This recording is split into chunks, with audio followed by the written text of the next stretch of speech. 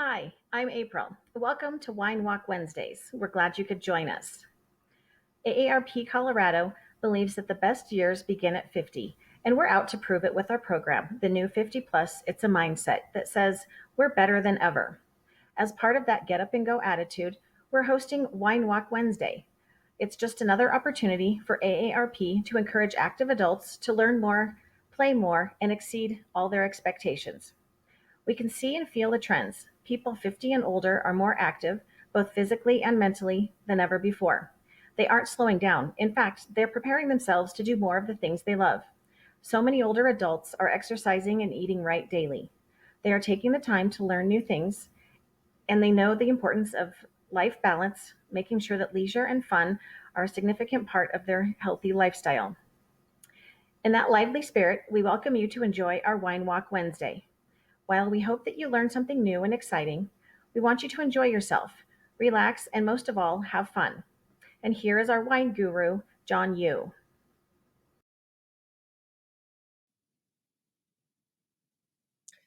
Welcome to Wine Walk Wednesdays virtual event. Thank you so much for the introduction, April. I'd like to introduce myself. My name is John Yu. I've been in the liquor industry for about 7 years, and before that, I was in architecture, studied and practiced, and was an avid traveler and still am. And when I do, I love to travel and identify both culture, gastronomy, and the architecture, and really tie it all together. One thing that I'm very passionate about is also continuing those studies and doing more in wine and spirit certifications. Many guilds out there, and so there's a great wealth of knowledge to learn from. Now, today, we're going to look at many topics here. First, we're going to be identifying the wines that we're looking at with New Zealand Sauvignon Blanc here, and also Washington Cabernet Sauvignon. So we'll identify and taste through these wines, then we'll pick through the composition, the wine health, food pairings, as well as a little bit pop culture, and finish with the lingering and kind of embracive Q&A, and really get your ideas about, get your ideas about the wines that we've been tasting and maybe some other questions. So first thing that I'd like to talk about is the wine lasso. Now, quite often when I started, we used to pick up the wine and just start going to town and give it the swirl. But over the years, I've actually identified that it's really helpful when you actually smell the glass first. Smell it, taste it, allow for those initial flavors to warm up in your glass, both and in your hand, as you kind of allow the wine to open up and really show the fruit character as well as the complexities. Then after a little time, just go ahead and swirl it. Resets the smell and see how it changes. That's one of the most enjoyable parts of wine drinking that I find, is that there's an evolution to it. You have something live in your glass, and it's really something that allows for the wine to tell a story and both become more memorable whenever you're having this with friends and family. So throughout this education, we're going to have a few questions, Q&A, and I'm going to encourage you guys to post anything, your questions or answers, in the studio chat. So there'll be a couple that I'm going to answer real quick, real off the bat, and a couple that I want you to think about and really engage. This first one, though, is about Cabernet Sauvignon and Sauvignon Blanc, and see what is the similarities of it. There's a reason why we wanted to go through and identify these two regions of both New Zealand and Washington and really gauge why is there a result. Why is there a flavor result from Cabernet Sauvignon that we get from Sauvignon Blanc? So right from the get-go, the easiest answer is that Cabernet Sauvignon is the child of Cabernet Franc and Sauvignon Blanc. Now, we talk about that very nonchalant, but we don't really dive too much. And there's not a lot of research for it, but we do know that it is a field blend in Bordeaux, and that's kind of where a lot of the magic happened. Uh, you had a lot of Cabernet Franc and Sauvignon Blanc being field grown and blending and created this natural blend between the two that results in a very unique and adaptable grape that we've kind of know and love as Cabernet Sauvignon Blanc. So let's go through the Cabernet Franc characteristics. Uh, when you look at the flavors that I have on the screen there, you'll know that those flavors are very dark and brooding. Violets, lilac, vegetal characters that are like menthol and grass, which add more complexity, as well as the brightness of the fruit, which is cranberry, raspberry, and blackberry. Now, when you have underripe Cabernet Franc, you're going to notice characteristics of bell pepper and jalapeno. When it becomes more mature, usually in bottle and a little bit of oak aging, you're going to notice flavors of leather, graphite, and cedar, like almost like a cigar box. So, what does that do? What does that mean for Cabernet Sauvignon? Well, it gives us structure. It gives us bold tannins, almost like a dry, like astringent grip, and then a lot of variety and flavor for the winemaker to actually blend and balance. Now let's compare it to Sauvignon Blanc. Now the other parent of Cabernet Sauvignon is really totally opposite. You have this grassy, vegetal, and citrus forward grape. Now with that, it brings the high acidity as well as a very herbaceous like character. So it evolves into bell pepper as well as jalapeno.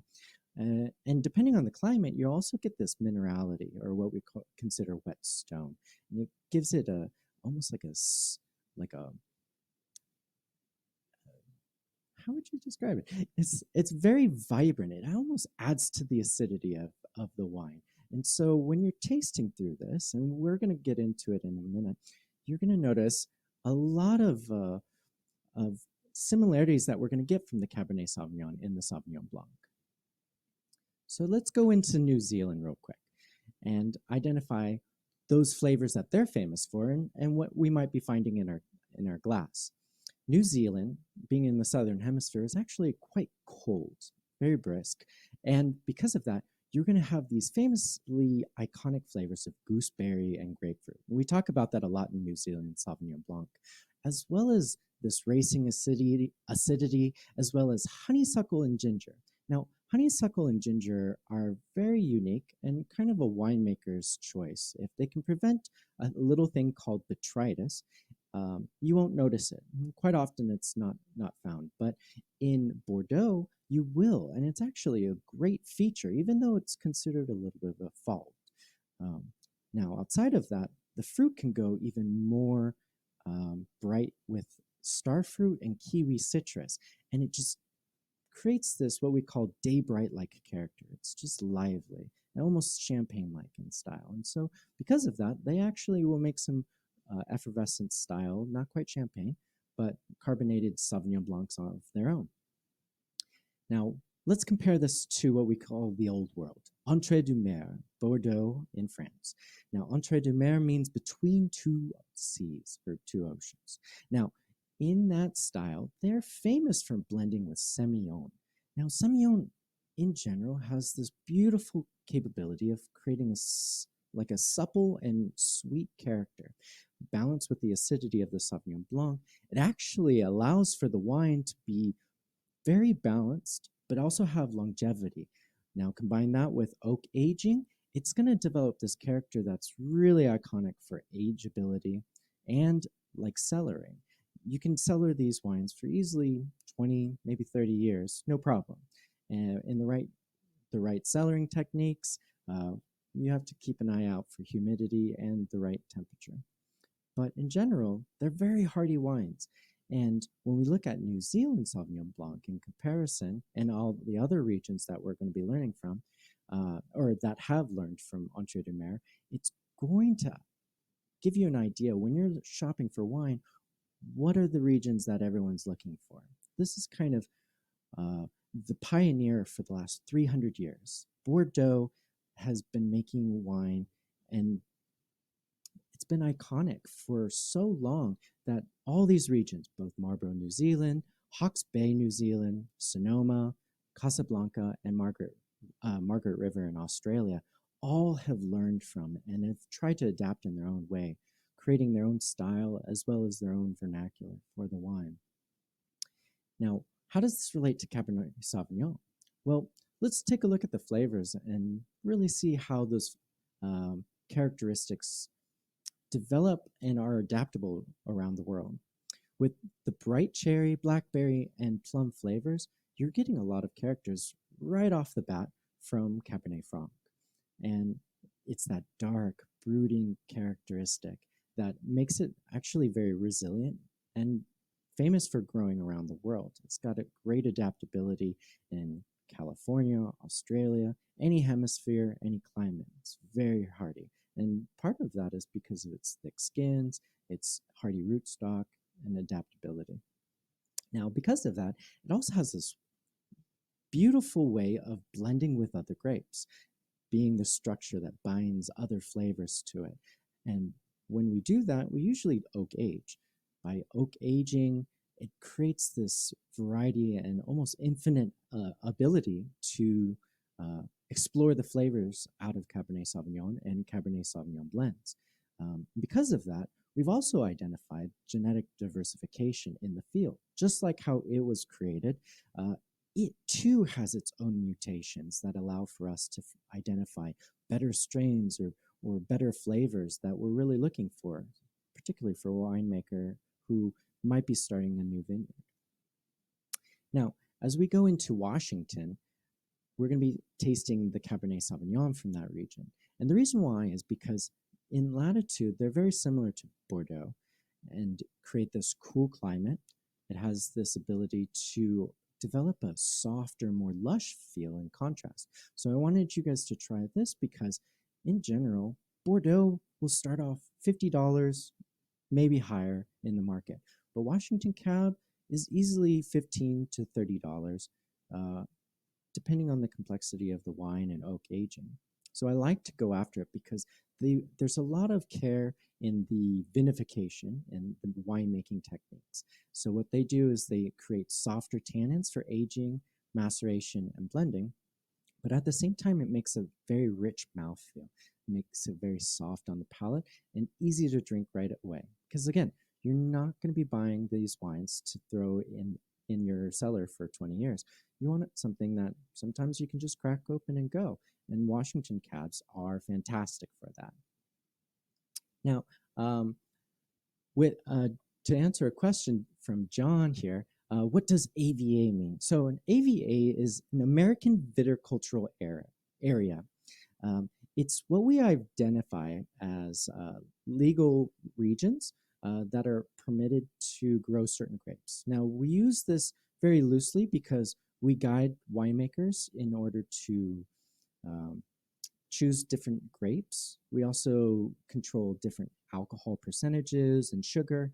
And what you'll find in Europe, actually, they have different vernacular that they call the DOC, DOCG, or the AOP. And very similar, but what you'll notice is that those regions are very strict. They limit which grapes you're allowed to make, the alcohol percentage, the yield, as well as what you're allowed to blend with. And in the United States, we're more open to it, the experimentation and exploration of the grape varieties, because they've been doing it for hundreds of years. They have an idea what the soil is really good for and the balance. So I hope that helps, John. Again, with Washington Cab, that Sauvignon Blanc starts to creep back in here, and we're going to see that bell pepper, that forest floor, as well as a brighter flavor of cherries and plum. Whereas the almost like brooding character that Cabernet Franc has, it's not as it's a little more subdued with Cabernet Sauvignon. So let's go into how that compares with Bordeaux. Again, both of these grapes are coming from Bordeaux, and they have a long history in the style. But with Bordeaux Cabernet Sauvignon, it's famous for its austerity, its tannin, and the earthy-like characters. Um, Also famous for aging for 20 years plus, but you're looking at a different reason now. Aging Cabernet Sauvignon in Bordeaux is because that austerity and tannin doesn't fall out. It's almost like sand. It eventually settles at the bottom of your glass, and that's why we decant in order to allow for the wine to pull out you sometimes with the proteins in the wine and settle all the sediment into the bottom of the glass. Now, that's not bad. It's not saying that your wine is bad. That actually comes from the grape skin, the stem, and the seeds. And it gives the wine color. But over time, the wine is both white and red wine naturally go towards this brown hue.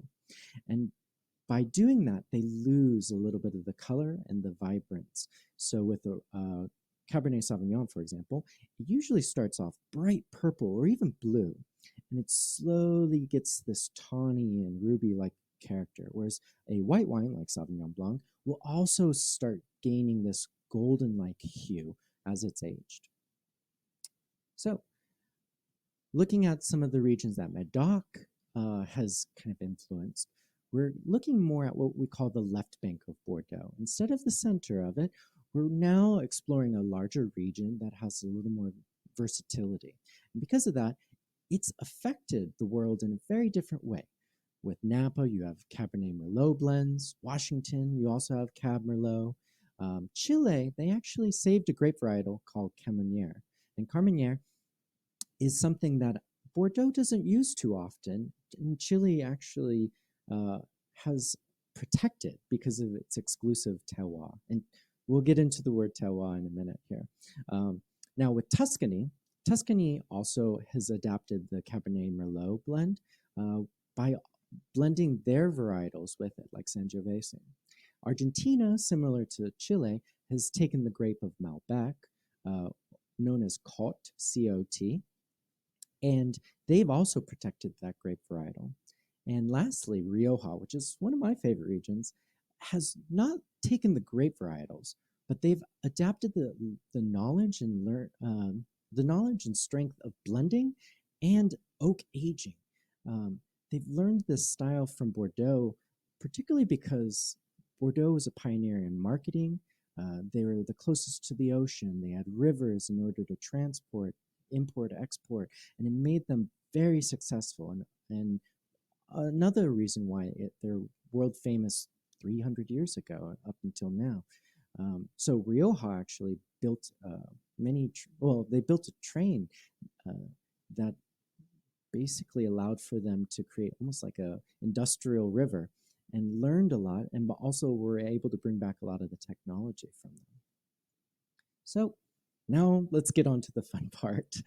We talked a lot about these wines, so let's get an idea of what you guys are thinking, tasting, seeing, and smelling. In general, I always like to see the wine, take a look at it, and say, okay, what is the color of it? We usually identify the viscosity of the wine with what we call the legs. Now, that can tell you a couple of things in terms of the sugar and the alcohol balance, but in general, it's going to create a more voluptuous wine. This one, the New Zealand Sauvignon Blanc, you're going to almost see like a sheeting. It's all coming down the glass very uniformly. And now when you look at the wine itself, sometimes you'll see carbonation. You can get that either in fermentation or forced carbonation, so it protects the wine. And a lot of that happens when you have a Stelvin or a screw cap. Now, this wine in general should be very clear, very pale, right? Almost straw-like in color. Now, smell it. Now, and this is what we were talking about with the wine lasso. Haven't given it a swirl because there's the danger of lifting those aromatics and those volatile compounds and almost like prevent you from smelling it. So let's taste it and see. What are you guys smelling? Real gentle, don't do too much. But I'm smelling like bright grapefruit, a little bit of this tart, what we call gooseberry. Um, I, I'll find it at different grocery stores and try it just to identify that flavor because I know I didn't know what gooseberry was for the longest time. But you also get that kiwi, guava, very bright character. And in this glass in particular, I am getting almost like a honeysuckle like a character. It's very gentle, but it has a little bit of sweetness, so it balances the acidity. Let's go ahead and taste it, right? That's what we're here for.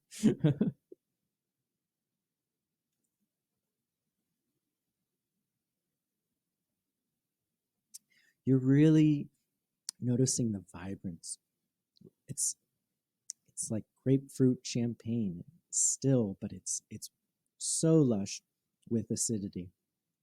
And it does have that gentle honey character. Now, when we taste, we want to see, does the smell match the flavor?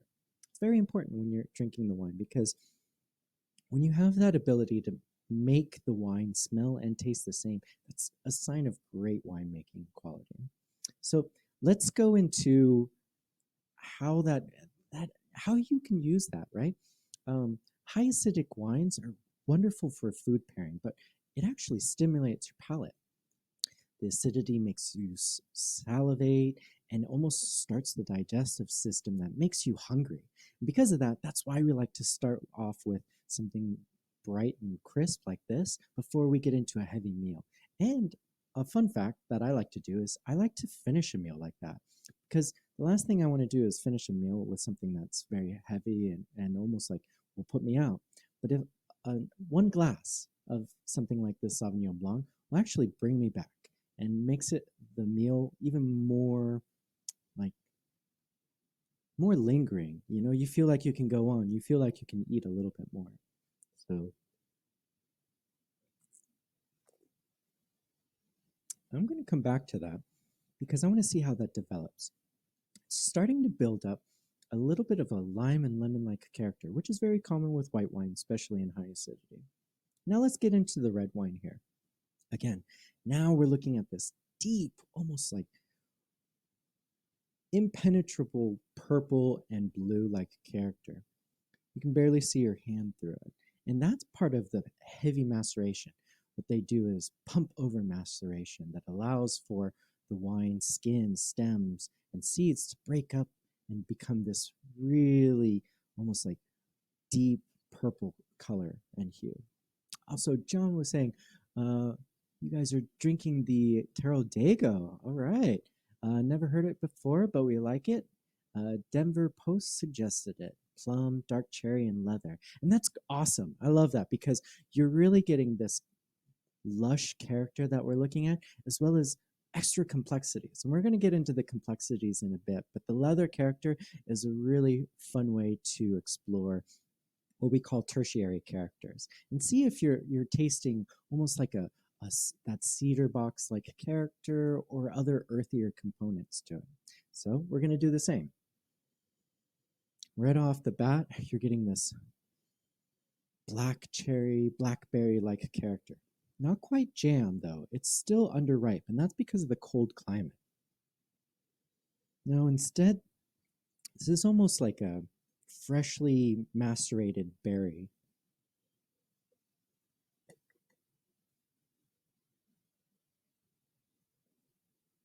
And it matches. It's perfect. You're getting this bright, almost grippy tannin to it, as well as like a lively acidity that you would normally get in um, a Cabernet Franc from like Loire. But this is bright. It actually has a great, lovely acidic punch to it too. It's not sweet and almost like baked fruit like a character, which a lot of Cabernet Sauvignon can have. This is very lively, and because of that, that's very important because high acidity, good amount of alcohol, and decent amount of sugar allows for a wine to age for a long time. So that tells me that I could actually lay this down for a couple more years and it'd still be okay. Um, so Sarah was talking about comparing two Pinots, one from Mendocino and a California Cuvée. You got to tell us more about that one. I'm always curious because Pinot Noir, just like Cabernet Sauvignon, has a great history in France, but it also has a great variety and flavor. Very complex wines. So let's continue. Um, Again, with France, you're looking at all these regions: Bordeaux, Loire, Bourgogne or Burgundy, Beaujolais, Champagne, Alsace, Rhone Valley, and Provence, Languedoc, and Roussillon. All these regions for the last 300 years have guided us in the way we look at wine, both in grape varietals, blending techniques, as well as climate. And especially now with the climate changing, we're noticing these winemakers adapt their grapes, their rule making in applying a more successful winemaking technique. Again, this we'll see in a couple of years affect both Washington, California, Oregon, as well as Chile and Australia.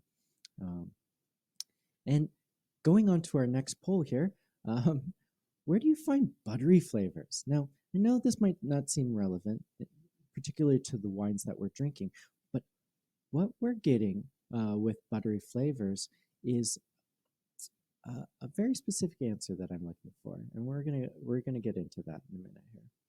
So, what is wine made out of in general? And again, if you guys have an idea, post it in the studio chat. I'd like to see.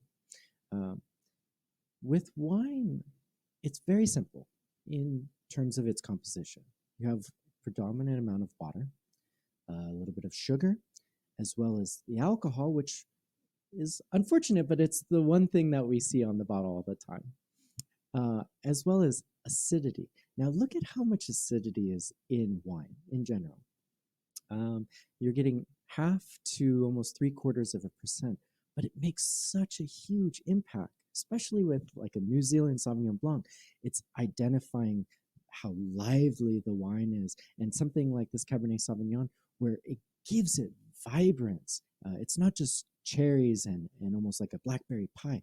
It's not sweet, it's lively. And because of that, with just less than 1%, it is allowing the wine to actually have a greater longevity.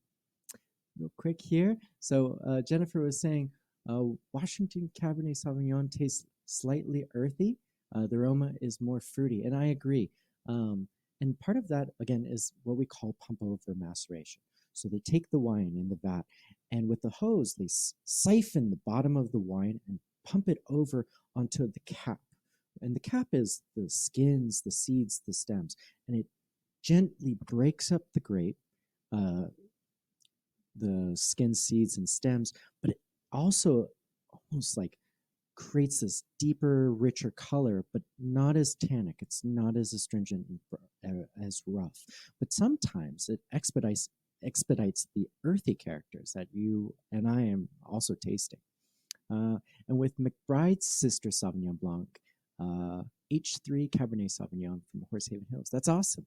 I've had those wines before, and you know, with that style too, you're gonna get a little bit warmer climate with the H3 than with certain regions that are, how would you say it, broader AVA region, because they're sourcing from multiple growers there. So you're going to get a little bit more complexity from those wines. Yes, and John, they are made of grapes, but a little more on the chemical side here, a little more on the composition. But this last thing that I have here is phenolic compounds. And you might think, well, it doesn't even have a percentage. But the thing about it is everything that we smell and a lot of what we taste. When you taste vanilla, when you taste coconut, when you taste earth, a lot of this is both what we call like good and bad flaws, and they create this element of controlled aromatics. If a winemaker is doing their job right, they're able to create this harmony that allows for the wine to create like earthier or vegetal-like characters, bright fruit, and this balance of winemaking techniques, which is what we consider a secondary character. But before we get into that, let's look at basic flavors. So we're familiar with the maybe the top four or five: sweet, salty, sour, bitter, and umami, which is a savory component that was recently discovered.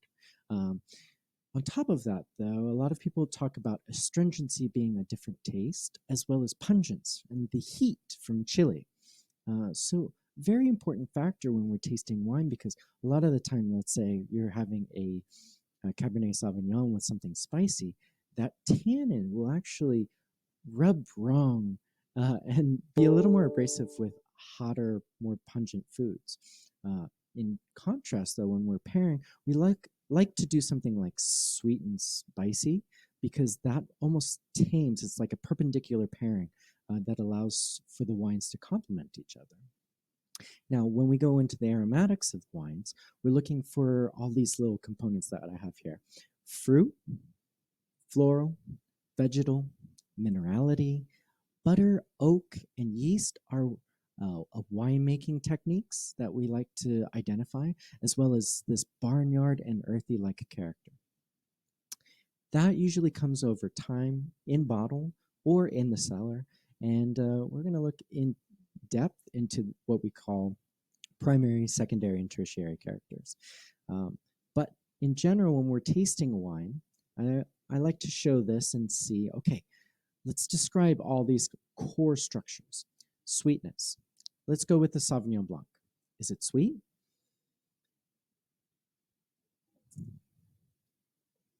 Far from. Is it very alcoholic? Does it burn your chest a little bit? Not quite with this wine. And same for this. The Cabernet Sauvignon might have a little bit more alcohol, but in general, with the cool climate, you're going to typically get less alcohol. And because of that, you're getting less sugar with the ripening, and it's just a calmer wine. But as a balance between the two, you're naturally going to get higher acidity. On top of that, let's try the red wine here, tannins. We talk about tannins, but what are they? In the glass, they create a little bit of this sediment here that we were talking about with aging. But when you taste it, I always like to describe it like in, the intensity is almost like different types of carpet, right? You have really rough carpet, you have soft, gentle with big looms. It creates a little more vernacular in the way we describe the wine, but it's a fun way to identify how to use those tannins, right? This wine here, it has tannins, it's a bold grip, but it's gentle. And because of that, I probably go with something maybe with like a pork pairing instead of a heavy, bold steak.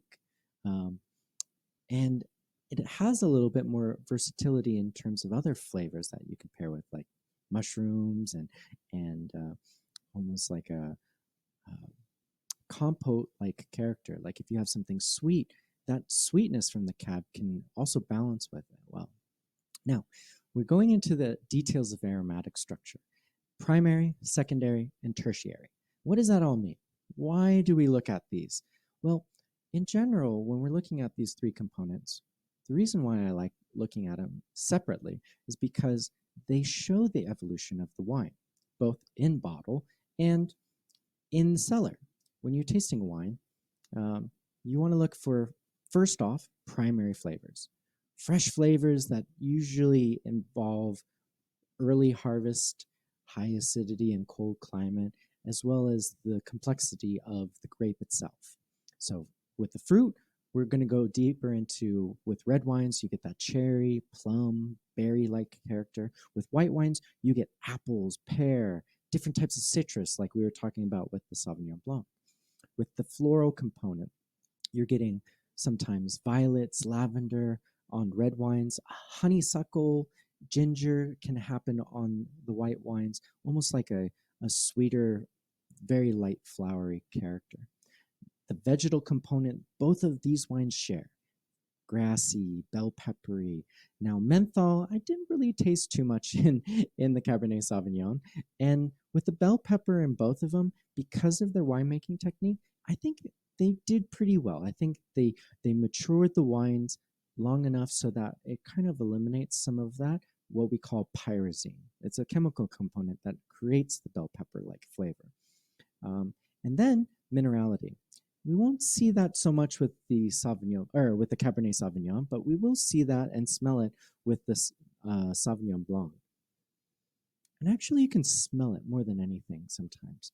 Um, Again, it contributes to the acidity and just makes it like when you're in a river and it's just cold, vibrant. That's kind of nostalgic. And a lot of winemaking or wine tasting is very reminiscent on flavors and memories that you've had. If you haven't been in a river lately, you might want to do one with the Sauvignon Blanc.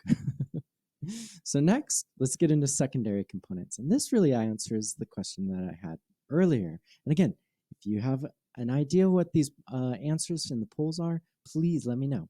I want to see what you guys have to say. But in particular, butter.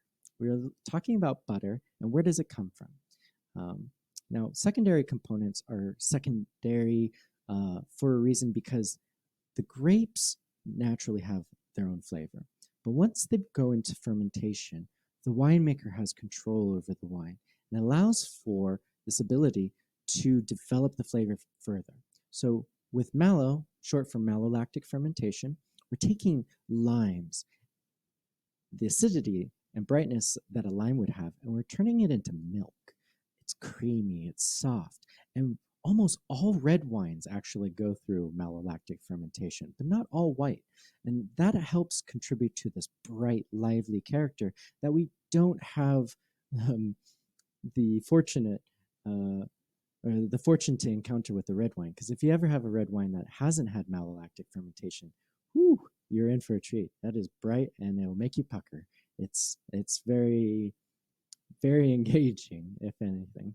Now, with yeast, yeast is a natural component with wine, but in general, you'll see a yeastier character with champagne.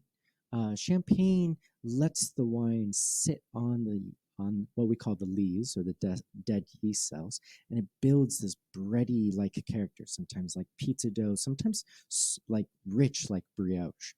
And oak is another component that we might smell and taste. American oak typically has this coconut and dill like character, a little sweeter, sometimes mustardy, whereas old world barrels, like from France, typically have this baking spice like character, nutmeg, if you will. Very good in terms of complexity, but you really have to match the grape varietal with it because you don't want to have coconut on something that's very delicate. It might ruin the balance, and that's really where we need the winemakers to balance and match their grape varietals with their barreling. Next, we're going to get into tertiary components. And tertiary components really are the ability for a wine to mature over time, both in oak and in bottle. Now, I say in oak a lot, but not all regions do this. Rioja is one of those where they will age the wine before they put it in bottle and sell it to you. Whereas a region like Bordeaux will actually bottle it and then allow you the option to open it when you think it's ready, actually. That's why we talk about it could go for 10 years, 20 years, 30 years. But with Rioja or New World wines like Washington Cab, they're ready. They're ready to crack open and go. So you're going to develop a lot of these earthy-like components that we're tasting with Washington Cab. For me, actually, I'm getting a lot of sweetness, almost like a tobacco-like sweetness. Combines with the cherry and it becomes very bright in balance, but the sweetness helps balance the nose.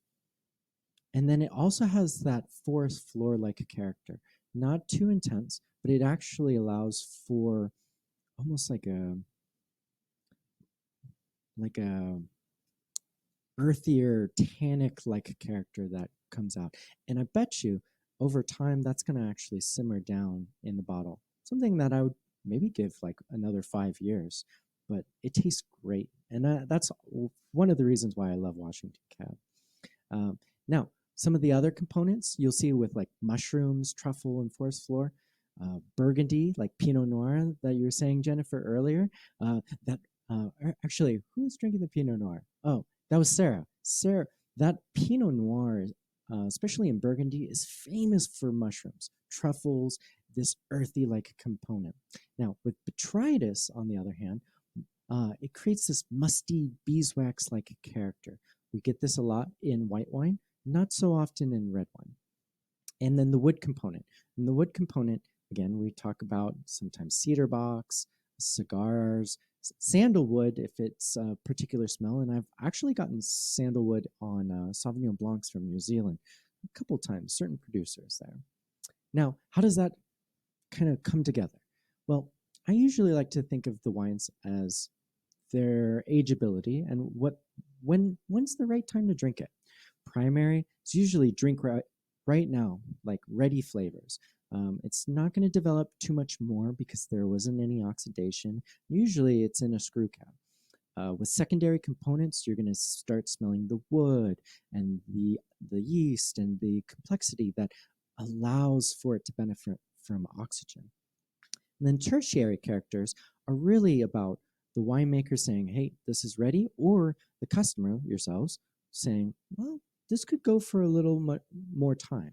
And the reason why I like talking about that is because it allows for us to kind of dictate when we're ready to drink. So, how often do we drink? Is the next question. What is a healthy amount of wine per day? And in general, we have a couple guidelines in terms of ideas, but let's talk about how it's healthy for us. And in the following section, we're going to break it down into health benefits, global farming, and pairings. Because, again, wine is a living thing that has great variety and versatility. But first and foremost, medical disclaimer that's the following information that we talk about is referential and informational for you guys. Again, it's sourced from multiple sites, but it's not intended to be a substitute for professional medical advice, okay? So, in general, got cut off a little bit, but in general, we talk about 1 glass a day for ladies and 2 glasses for men. This is per CDC, and also when we go into the next one, the USDA. And again, this is kind of a rough guideline that's for healthy drinking on a daily basis. 1 glass, 2 glasses, depending on height, weight, everything included there. And to compare, 5 ounces, roughly, what we're looking at here, will equate to about 12 ounces of beer or even 1.5 ounces of spirits. And again, that helps us kind of manage how we're drinking. So a glass before dinner and a glass after, that's usually kind of how I like to look at it. And just to answer a couple questions here. So Margie has a Chianti from Italy. What should I be noticing that is different from the wines you have today? So with Chianti, you're going to get a lot of what we consider old world characters, almost like a iron-like character, mulch. It's going to have a bright cherry character. It's almost searing and cherry. And I like it because it's almost like Washington Cat. A young Chianti can have a lot of flavor, like compacted all into one wine, but with very little aging. They really take pride in how they're producing their wine, so that way you don't have to age it and develop more characteristics. So the next poll, what are some of the health benefits of wine? And in general, I've seen a couple studies that talk about how moderate wine consumption, again, 1 to 2 glasses, may lead to decreased incidences of cardiovascular disease, hypertension, diabetes, and different types of cancer. And again, just it's always something to look at and kind of do some research on and talk to your medical advisors on. But the next topic we're looking at is modern farming solutions. And modern farming solutions take a very different stance on the health of wine and how the wine can be healthy for us. Because with good wine, we're looking at not necessarily healthy vines, but actually healthy soil. And soil can This is a very deep topic that can go in three facets: organic, sustainable, and biodynamic. And a lot of producers don't even talk about it because there's certain parameters that they have to have legal classification for. And so sometimes it's easier for these producers to be organic or to be biodynamic without having the certification, just knowing that they're creating like good, healthy wines for you. And that can involve crop rotation as well as what they're putting into the soil so it doesn't create more erosion. Um, Again, that's a whole nother class for us, but it's something that I know that comes up a lot, and it's something to talk about in terms of the health of wine. Um, the last thing here in in this section is about food, the benefits of food pairing. Again, wine is food, first and foremost. Um, and we talk about it here and there, but the big thing to look at is that when you're pairing it, I like to pair in three ways: perpendicular, parallel, or almost like a culmination of the three. And so perpendicular is what we're kind of known for with like sweet and sour, hot and spicy, pungent and sweet. A lot of these flavors that you'll see, like with sweet wine pairing, uh, can benefit from something completely opposite. So one of my favorites, and is kind of a classic, is blue cheese with a sauterne. That's an incredibly sweet dessert wine. And normally you think, oh, blue cheese with a dessert wine, but together they make a new flavor, and that's the beauty of it. Sometimes it's wonderful to put two wines together, or two elements together that create a harmony, but when they create a new flavor, that's really something special. And that's why we do pairings. But at the same time, don't go out and blow the budget on something that, you know, it's not pairing with the food. You want to pair with the food. So if it's an everyday wine, go with an everyday food choice too. If it's a special event and you have something that you want to pair with this incredibly elaborate dinner, then go out and find something special with the wine. So again, acidic wines benefit really well with something rich, fatty, or bitter. So something like a street tacos, carne asada can always go well with something like this New Zealand Sauvignon Blanc. Um, at the same time, something tannic like what we have here with the Washington Cab will go really well with heavy, rich, and salty foods. Again, kind of like that pork loin that I was talking about before, where it's got the richness, but at the same time, the saltiness to kind of balance with it. And lastly, buttery flavors. Now, buttery flavors in a wine like a Chardonnay or a Viognier can actually benefit really well with something like seafood, something creamy or salty. So the photo that I have here is from northern Spain, and it's like tapas food. And so a lot of the times the rich wine will pair perfectly well with it. So next is tastes, and what are you sensitive to and what do you love? For me, I love acidic flavors. So New Zealand Sauvignon Blanc really tickles my fancy. It's something that I'm very passionate about because it's almost like orange juice in the morning. You know, it's bright, it's fresh, it's got a something that adds to my character and it gives me more energy. So actually, kind of what we were talking about before is how those pairings go well with your meals. Again, when you think about wine and how it is a food, it shouldn't be a stark contrast. You know, you want to have something that really complements your day. And again, so remembering that the idea of wine is that it's food and that the cost should be relative to that. And going into that, ooh, the words started jumping off the screen, but we gave you a couple of different pairings, different ideas for food pairings and wine pairings.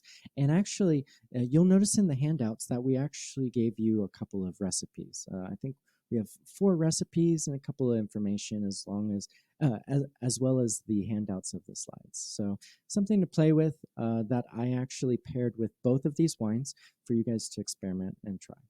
So I hope you like that.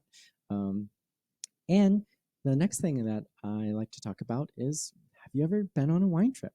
And again, post it in the chat. Let me know what you guys think, because if you have been to wine regions, wine country, let us know where you've been. I'd really like to know.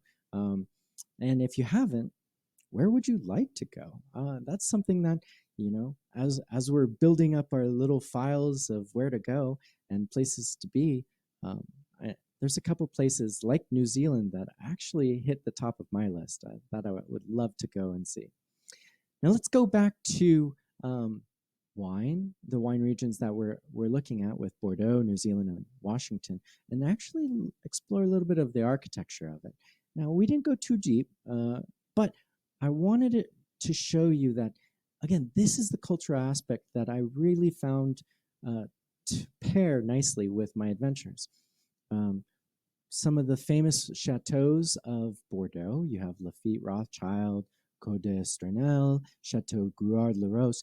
These buildings are grand. They're homes in a sense. And because of that, they aren't just a place for you to look at the vineyards. It's a place for business. It's a place for storage and wine production. With the Lafite photo there, you're noticing this round-like design that I've seen in many regions of the world where they're cellaring their barrels. And it allows for the wine to actually work in harmony. A lot of winemakers who do this also play music constantly, allowing for the music to resonate into the wine. They consider it to be a very beneficial aspect. Real quick here. So Sarah said, would love to do a wine New Zealand tour or Tuscany and Napa, but may start smaller with wine training tours, Grand Junction and Western Slope. That sounds awesome, actually. Uh, Tuscany has always been a big thing. Beautiful countryside, definitely something that I would recommend if you have the time, because you're going to see a lot of architecture out there as well. Larry asked, how would you say your tastes match up with other reviewers, like Wine Spectator? You know, I would say they're completely opposite and very different. The reason why is because tasting notes usually come from your memories, right? And for me, something that's very special for me is something like Italian wine. Italian wine, for me, it always smells and tastes like ginseng and dried prunes. And a lot of people will say, no, that smells like basil. And so I've come to learn over time that I actually have to calibrate my palate with others. So to answer your question, Larry, that's something that I look at on a regular basis, is those descriptors that I'm tasting and describing, I'm kind of keeping in the back so that way I can kind of describe for the masses. So it's something that you would identify with. And again, let's see here. Let's move on to the next. Let's move on to the next slide, which is New Zealand architecture. And so we're going to see Elephant Hill, Peregrine Winery, and Craggy Range. And again, when you're looking up the architects and the designers, it's a little more attainable. These guys aren't hundreds of years old. So you have Blair and Company, Wellington, as well as John Blair again in conjunction with Pamela Brown. And what you're looking at is something that's completely opposite. These aren't buildings that are designed to be a home and a business all at the same time. This is almost an architectural paradigm in terms of contrast and showing people what wineries can be, what wineries can look like, and actually become more inviting. A lot of architects also started matching in terms of what we call terroir. Now, I was talking about terroir earlier, and terroir is the idea of the soil, the sun, the rain, all coming together and making this environment that's beneficial for your wine. But in the same way, we can do that with architecture. And architecture benefits off of different solar gains. Where's the wind going? How is the orientation of the building affecting the heat, as well as all these different aspects in terms of how you're approaching the land, how you're approaching the winery, how to actually get the grapes into the winery, and what makes it very functional.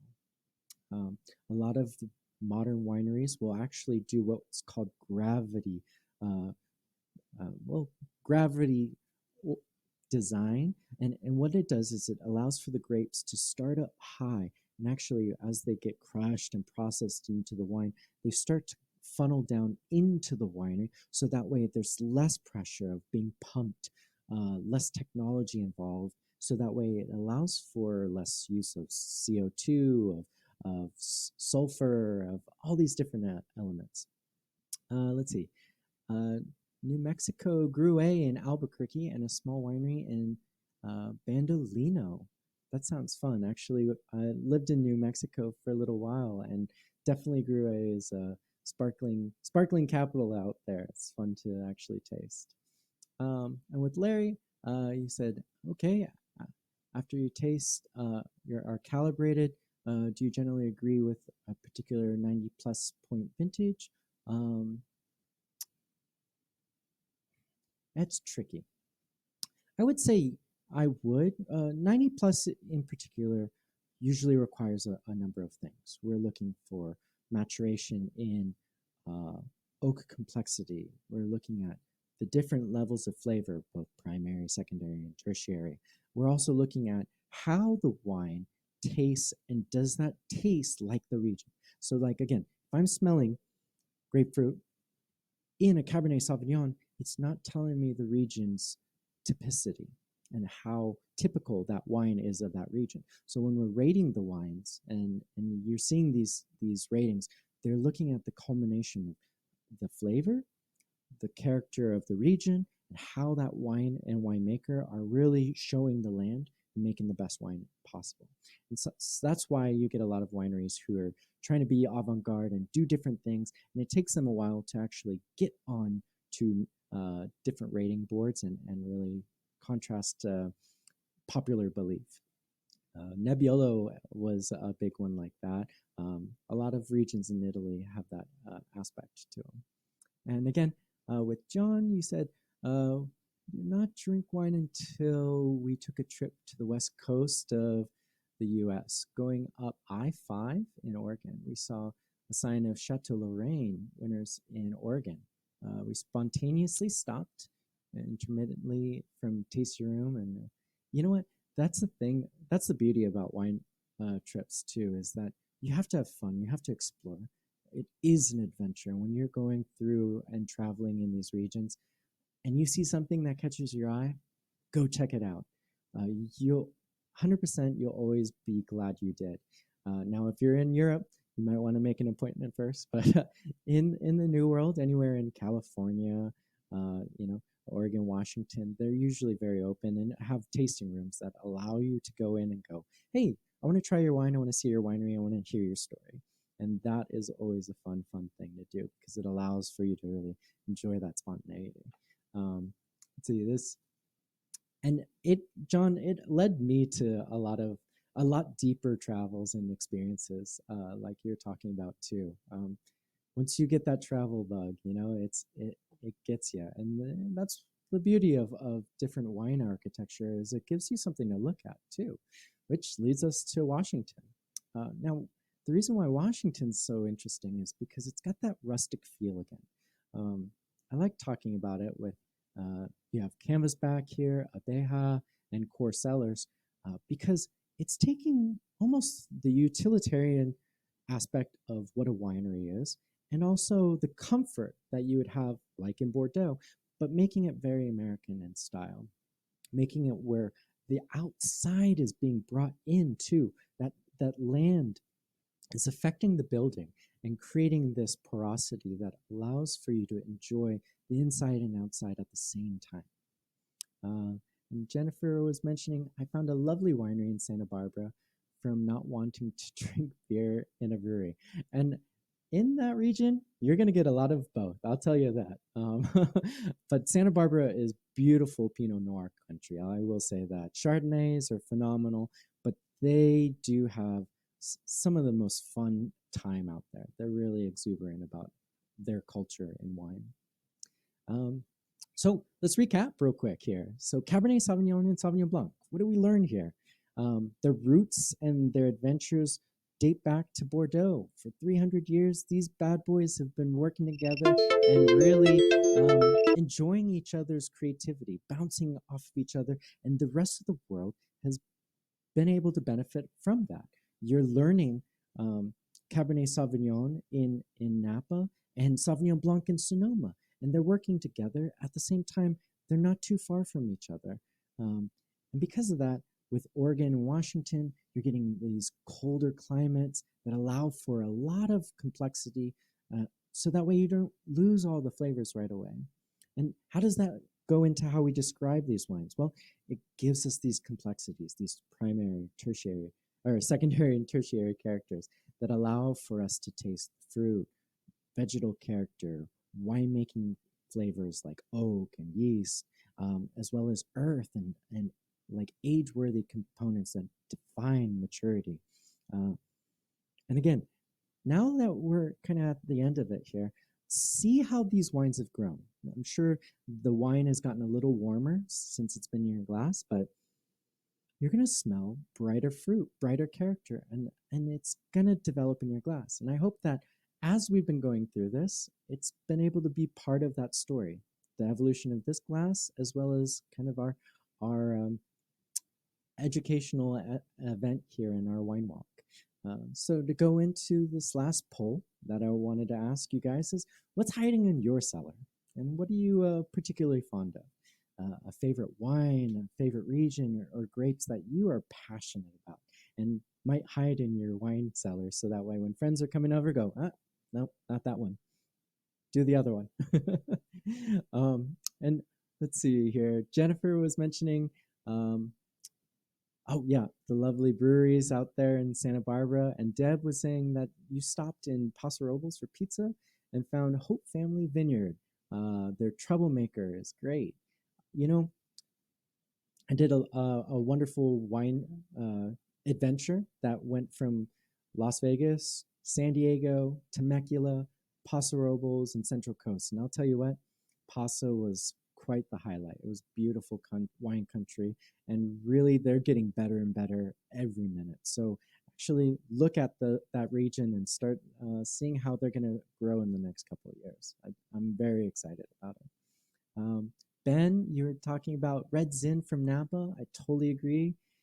Catherine was talking about Molly Duker in the is the best, but not but only shared with friends. Yes, I definitely agree.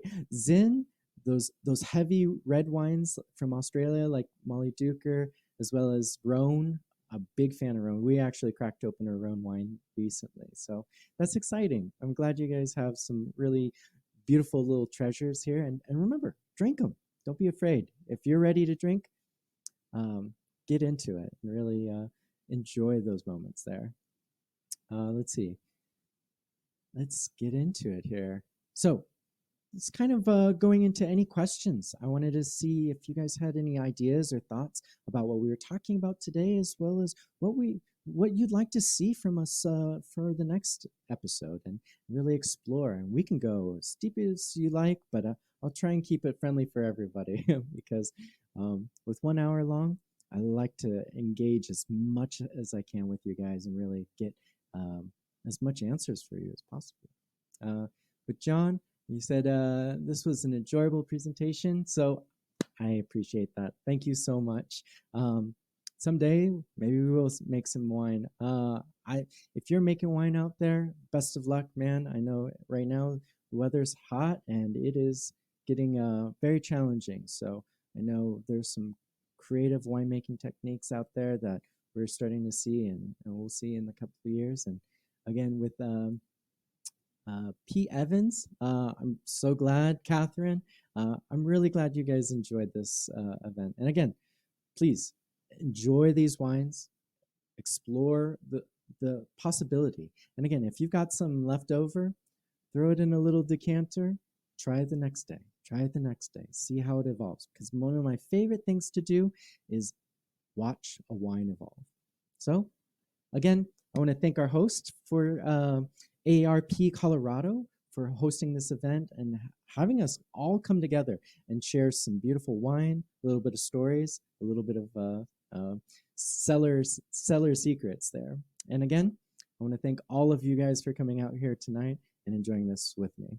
Again, thank you so much. And I'm John Yu with ARP's Wine Walk Wednesday.